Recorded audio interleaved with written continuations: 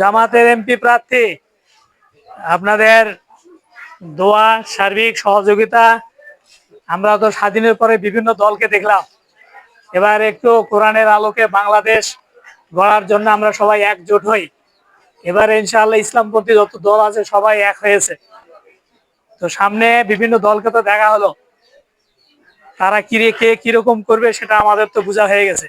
এখন নতুন বাংলাদেশ, দুর্নীতি মুক্ত, বেকারত্ব মুক্ত বাংলাদেশ ইনশাআল্লাহ। সবার এখন আস্থা জামাত ইসলামের প্রতি। আপনারা এই ব্যাপারে সহযোগিতা করবেন। সালাম।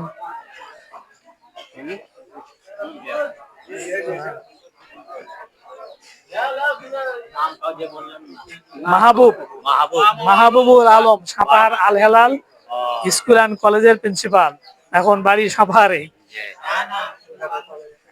ওই স্কুল অ্যান্ড কলেজের প্রিন্সিপাল, জামাতের এমপি প্রার্থী।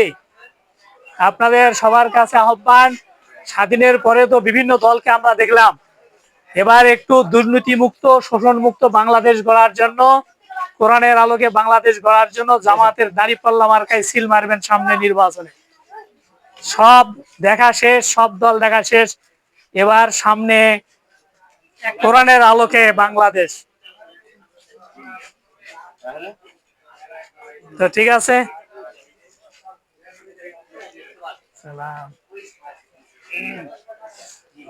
আর এদিকে তো হয়েছে নাকি? হ্যাঁ,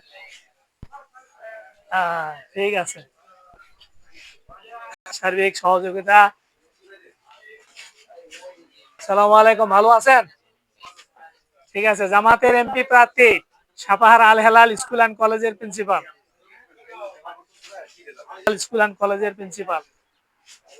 তো ঠিক আছে, সামনে বাংলাদেশ গড়ার জন্য আল হেলাল স্কুল অ্যান্ড কলেজের প্রিন্সিপাল, জামাতের এমপি প্রার্থী, আপনাদের দোয়া, সার্বিক সহযোগিতা। সামনে নতুন একটা বাংলাদেশ গড়ার জন্য আমরা সবাই মিলে একজোট হয়ে জামাত ইসলামীর পক্ষে আওয়াজ তুলি। মাহবুব, সাপাহার আল হেলাল স্কুল অ্যান্ড কলেজের প্রিন্সিপাল, জামাতের এমপি প্রার্থী, আপনাদের সার্বিক সহযোগিতা, দোয়া, হ্যাঁ, এবং সামনে কোরআনের আলোকে বাংলাদেশ গড়ার জন্য উদাত্ত আহ্বান জানাচ্ছি। সব দলকে তো আমরা দেখলাম, এবার কোরআনের আলোকে আমরা সবাই মিলে বাংলাদেশ গড়তে চাই, যেখানে সব ধর্ম বর্ণের মানুষ সেখানে নিরাপদ থাকবে, বেকার সমস্যা, হ্যাঁ, এবং রাস্তাঘাট থেকে সবকিছুর উন্নয়ন হবে ইনশাআল্লাহ। হ্যাঁ।